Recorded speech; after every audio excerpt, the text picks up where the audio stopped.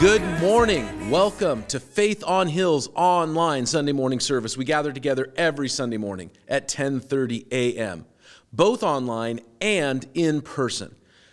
Online, we gather at faithonhill.com. You can also find this on our YouTube page, on our Facebook page, or Apple Podcasts or Spotify. You just have to search Faith on Hill Church, where you can follow, like, subscribe, all that kind of stuff. You can follow us on social media at Faith on Hill. In person, we gather at our building on Hill Road, where we have kids' church, where we worship through song and prayer. We gather as a community of faith to study the Word of God. And then we gather throughout the week in small groups. We have youth group that meets Tuesday nights at 7 p.m. as well. We are going to continue with our study in the book of Joshua. We were out of it for a few weeks because of Palm Sunday and Easter, but we are back and we are going to be looking at Joshua chapter 11. Well, the book of Joshua chapter 11 verse 1 says that Jabin, king of Hazor, heard of all of this. So everything that we've been talking about for the previous month or two before Palm Sunday, heard about Jericho, heard about Ai, heard about the defeat of the kings in the west, and heard about the defeat of the Amorite kings, and heard about the southern cities being conquered. And he sent word to Jobab, king of Madon, to the kings of Shimron and Apkash, to the northern kings who were in the mountains, and to Arba, south of Kinreth, in the western foothills, and in Naphtah Dor on the west, to the Canaanites in the east and the west, to the Amorites, the Hittites, the Perizzites, the Jebusites in the hill country, to the Hivites who lived below Hermon in the region of Mizpah. And they came out with their troops and a large number of horses and chariots, a huge army as numerous as the sands on the seashore. And all these kings joined forces and made camp together at the waters of Merom to fight against Israel. Okay, so first of all, let's talk about the idea that they are opposing Israel. Now, there would be those who would say, of course they're opposing Israel. They would say, Israel is an invading, conquering force of outsiders who are invading the ancestral homelands of these people. So, of course, they will fight back as they should. That's what they would say. Now, I would say this. First, we don't know that this is actually the ancestral homelands of these people. I don't know how helpful it is to get into these sort of arguments, right? I mean, right now, Putin's trying to make this argument with the whole invading Ukraine thing. Oh, this is really our ancestral homeland. Ukraine is just an invention. So this is really our ancestral homeland. So we actually have the right to come in here and take this eastern region of the Donbass and all of that. I don't know how helpful that is. Also, I don't know that this was actually their ancestral homeland. There's quite a bit of debate about that, because around the time that the people of Israel were enslaved in Egypt, around that time, there is the Bronze Age collapse. And around the time of the Bronze Age collapse, there was the sea people, or the people of the sea, who came in from the north and west along the Mediterranean and started invading the region that we now think of as southern Turkey, Lebanon, Israel, heading towards Egypt. And Egypt was able to push them back historically. But it's unclear, are these people, the people that Israel is currently fighting, the descendants, several generations later, of the sea people?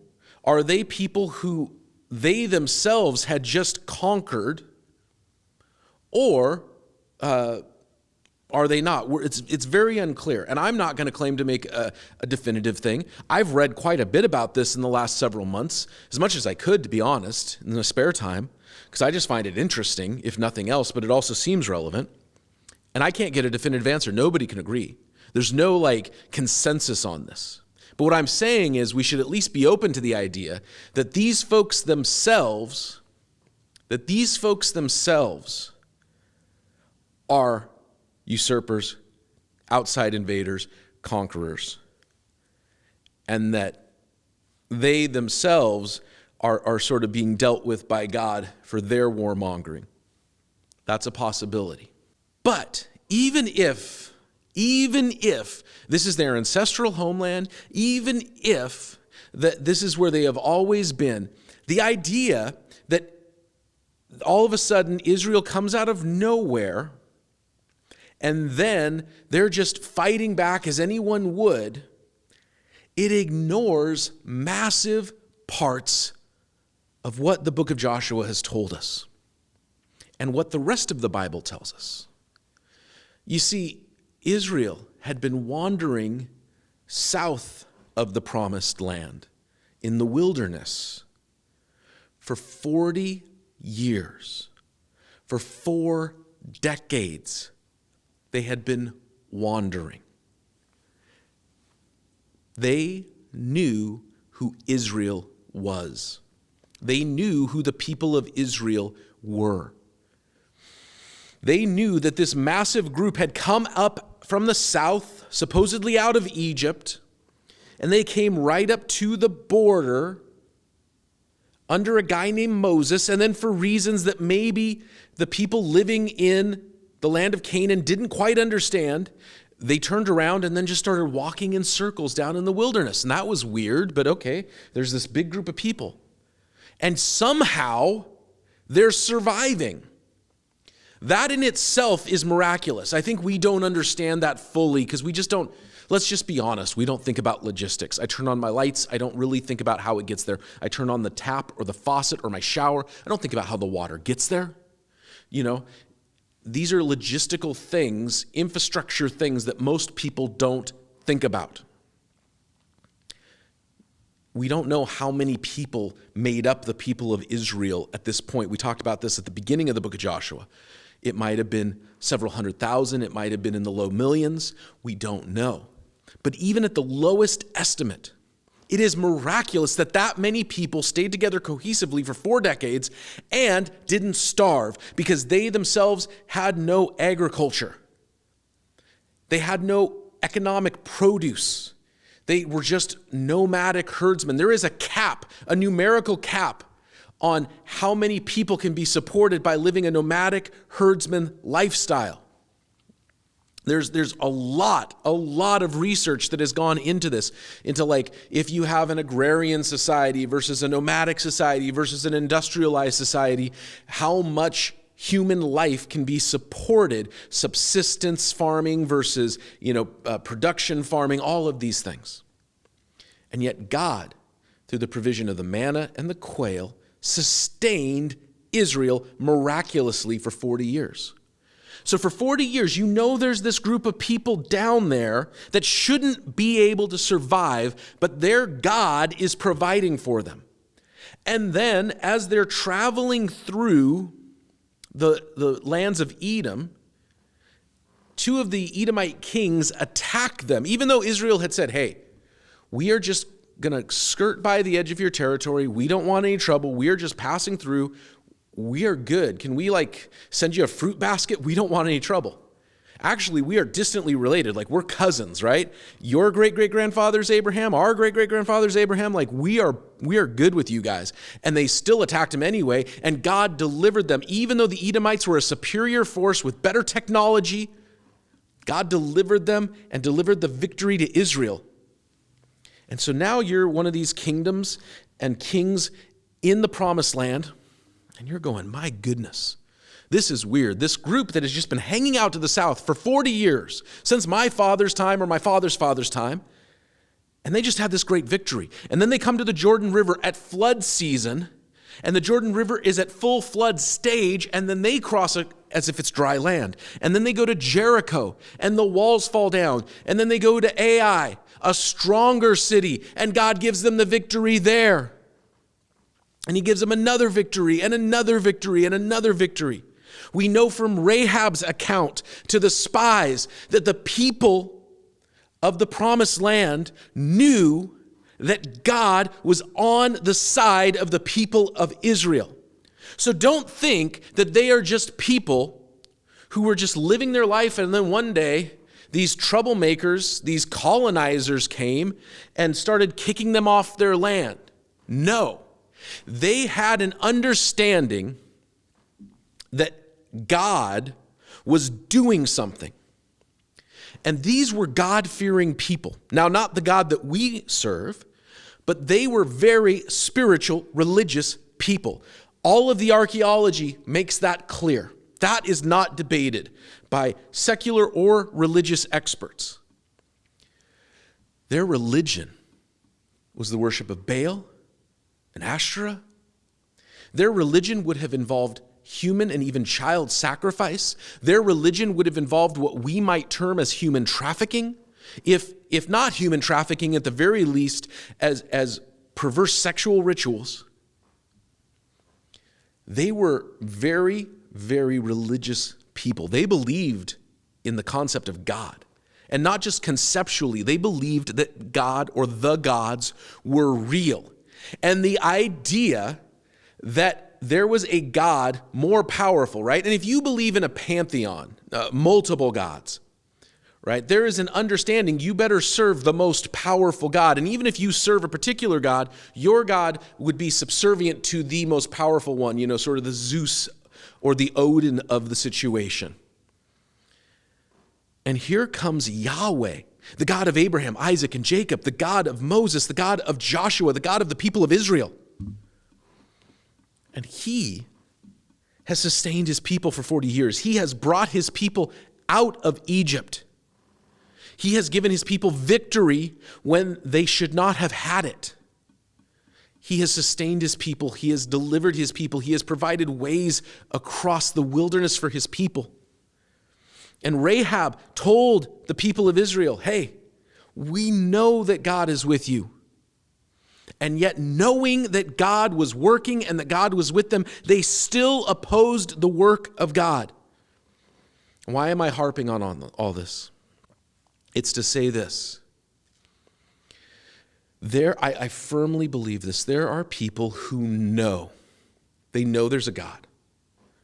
There are people who know there's a God, and they know that the God of the Bible, the God of Abraham, Isaac, and Jacob, the God who became a man, Jesus Christ, and has been proclaimed to us by the apostles, that same God is real and is active and is working. And are his people perfect? No. Were the people of Israel perfect? Did they do everything right? No. Does the church do everything right like it should? No. Is everything that calls itself the Church of Jesus actually the Church of Jesus? No. But still, there is a God, and they know he is real and he is true, and yet they still oppose him in their hearts, with their deeds, and with their actions, and in their lives. Think about that. And the question I think that is very valid is a personal one. Are we opposing the work of God in our lives? If you aren't a Christian, but God is calling out to you, consider Jesus. Accept the free gift of grace. Repent of your sins, and you're saying, no, no, no. Are you rejecting the work of God in your life? Are you being like Jabin, the king of Hazor, who sees everything that God is doing, and he is doing everything he can to oppose it? I just said, if you're not a Christian, what if you are a Christian? Can you oppose the work of God in your life? Absolutely. Absolutely you can. What if God is speaking to you? Speaking to you, and you say, I'm good. I'm good going this far with you, God, but I don't want to go any further. I can consider this, and I'll do this thing for you, but not that thing. I'm willing to work here, but not there. I'll call that sin, but I won't call that sin. I'll deal with this, but not with that. consider this. Consider Jabin and all of these other kings who knew that God was working and moving. And they could have, like Rahab, they could have, like the Gibeonites, said, we surrender. We want to be where God is working.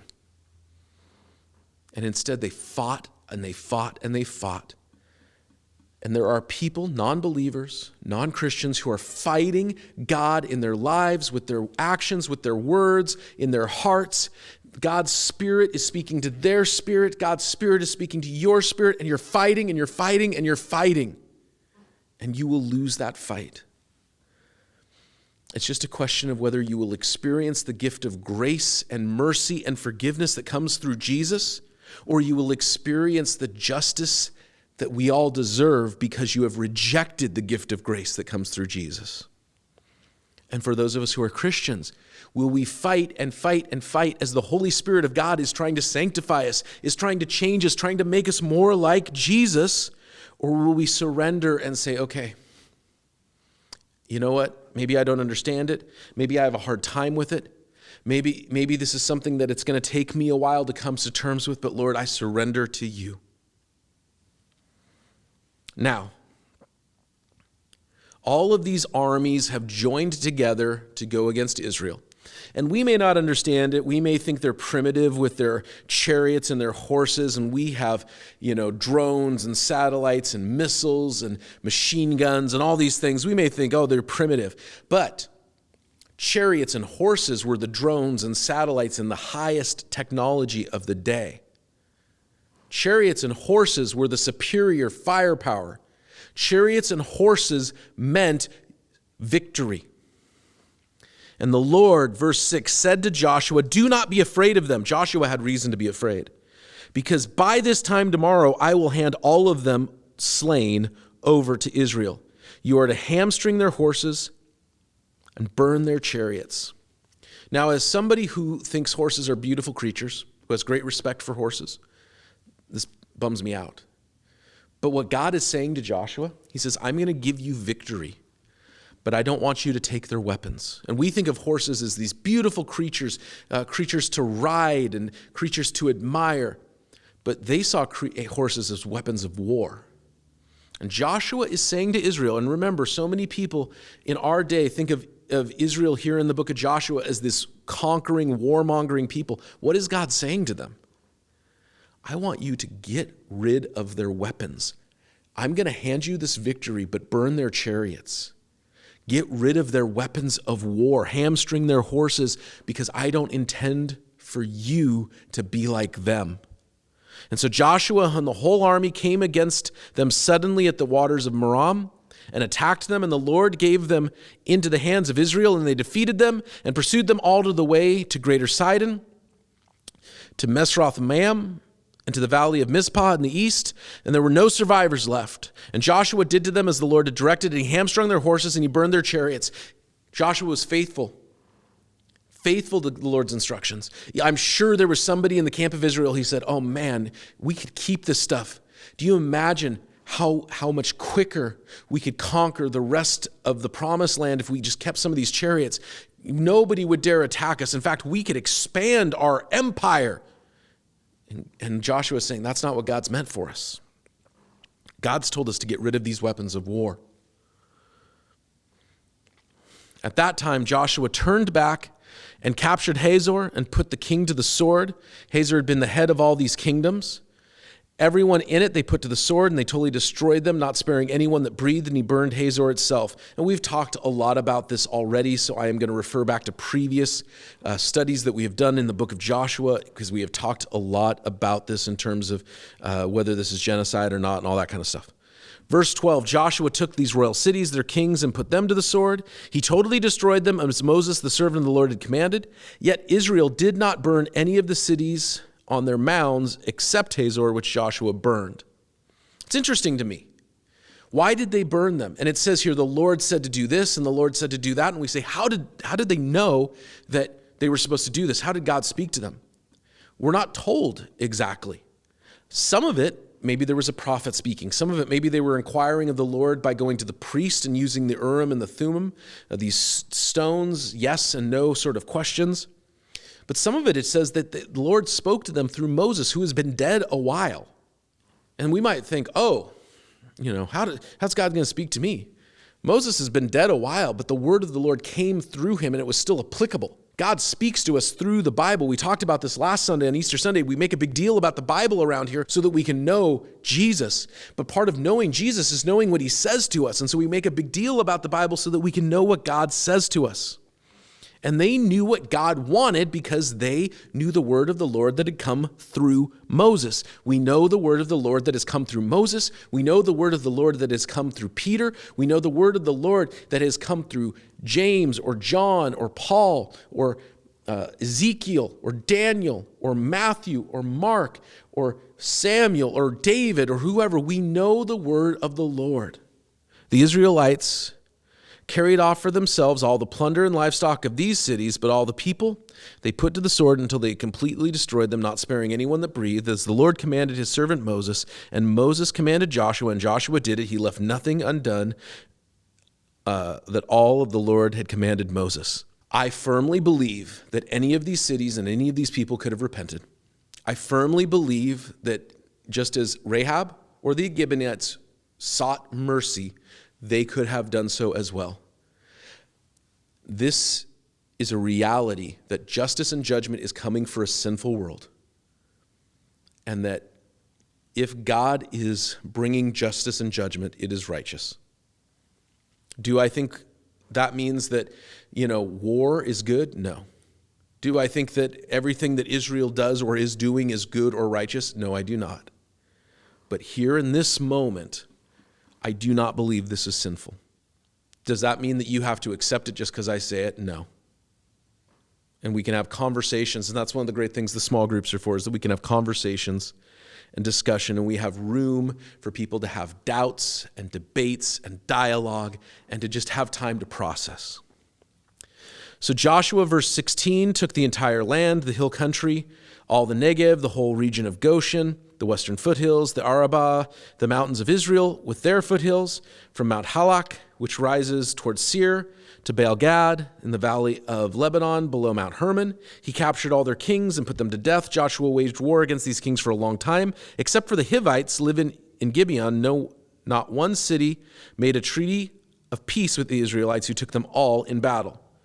So only the Gibeonites tried to ask for mercy. Everybody else refused and kept fighting against God. For it was the Lord himself who hardened their hearts to wage war against Israel, so that he might destroy them totally, exterminating them without mercy, as the Lord had commanded Moses. Now you might say, Adam, wait a minute. You just said if they had asked for mercy, you said that they would have gotten it, but then here it says that God hardened their hearts. What's the deal? Remember back to the book of Exodus, when God was sending the plagues against Egypt so that Pharaoh would let the people go. It says over and over again that Pharaoh hardened his heart against God, and he would not let the people of Israel go. And then finally, it says God hardened the Pharaoh's heart. Be careful what you wish for. Be careful what you wish for. I believe firmly that what happened here is that God said, all right, that's what you want. I'm going to give you what you want. You want to rebel against me. You want to war against me. You want to serve these false gods. You want to serve violence and immorality. Then I will bring violence to you, and I will give you what you want. And he hardened their hearts so that the evil of their culture was gone. And at that time, Joshua went and destroyed the Anakites from the hill country, from Hebron, Debir, Anab, and from the hill country of Judah and from the hill country of Israel. Joshua totally destroyed them in their town, and no Anakite was left in the Israelite territory. Only in Gaza, Gath, and Ashdod did any survive. Now Gaza, Gath, and Ashdod were in Philistine territory. And so Joshua took the entire land as the Lord had directed Moses, giving it as an inheritance to Israel according to the tribal divisions, and then the land had rest from war. Who were the Anakites, and why is there such a big deal made about them? Goliath was numbered among their descendants.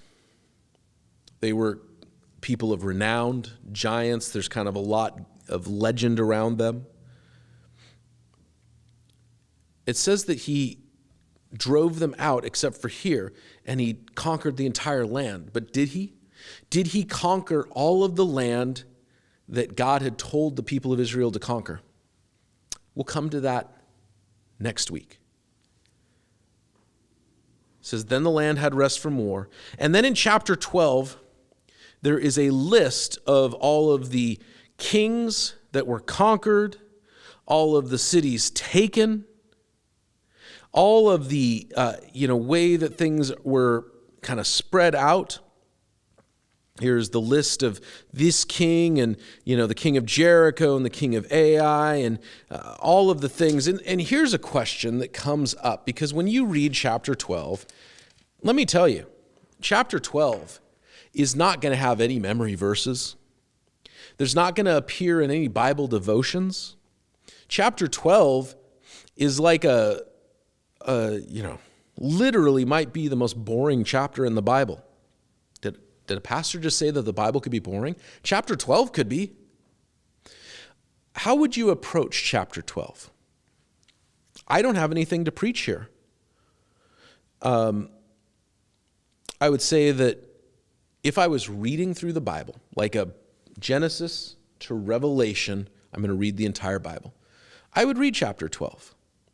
Chapter 12 has some value in that. Let's say you're going to verse 4, and it talks about Og, the king of Bashan. Not mentioned at all. This story is not recounted in the book of Joshua. So you could do a quick Google search, find out, this story is another part of the Bible, in the book of Deuteronomy, I believe, and you can go and find out about that. Okay, that's interesting. Sometimes you can do, little searches about this place or that place. But generally speaking, I would acknowledge, this is not a hugely impactful set of verses. What this is a story for the Israelites to know this is how we got here. This is how we got here. This is who was here before us. This is what God did. And let's be honest that there are parts of our lives and our story that are boring to everyone else except us. There's parts of our history that are boring, make everyone fall asleep boring, but they matter to you or they matter to me because God was working, God was moving. And we can rejoice in those things, even if nobody else cares. It's kind of like, why do you believe in God? I remember hearing this once. Somebody said, why do you believe in God? And he said, well, my mother told me. And he said, and he paused and he said, that won't matter to anyone else, but it mattered to me. And I thought about that and I said, well, that's true. I don't care that your mother told you. I believe in God. I could care less that your mother told you that God was real. And we have to understand that there are things that are more impactful for one person than another. So here's what I would say. We aren't legalists. When I talk to somebody about reading the Bible, and, it's like, hey, I tried reading the Gospel of Matthew, and it was just this list of names. Oh, so bored, I couldn't keep going. I would say, okay, well then go past it and keep reading and then come back later. Don't get hung up. Don't stop just because here's what might be the most boring chapter in the Bible, because there's some really good stuff. In fact, chapter 13 and chapter 14 and chapter 15 and onward, chapter 15 and 14. Chapter 14 has a great little bit about Caleb. It's incredibly inspirational, inspiring. It's something I think about a lot as a Christian. Don't miss that because of chapter 12. So let's sum this all up. God is speaking to people. And we know from other parts of the book of Joshua that God had been speaking directly or indirectly to the peoples living in that land, and they had rejected his word. And so the justice and the judgment came. And the question is, as God is speaking to us, are we hearing him or rejecting him? Then, how does God speak? He speaks through the Bible. He speaks through his people. He speaks through people speaking prophetically. He speaks through his Holy Spirit. In our lives, in our hearts, God speaks. The question is, do we respond? And then finally, what do you do when you come across a part of the Bible that you're just like, whoa? Are you going to throw the rest out because you come to chapter 12, which is this list of names, and you're like, what's going on here? And risk missing chapter 14. This is a little teaser 2 weeks from now when we get to chapter 14, which is amazing. Don't miss the amazing. Work through it. God bless you. We'll see you next week as we gather back together to continue studying the book of Joshua. And then we gather this week in the small groups. We'll see you then. God bless you.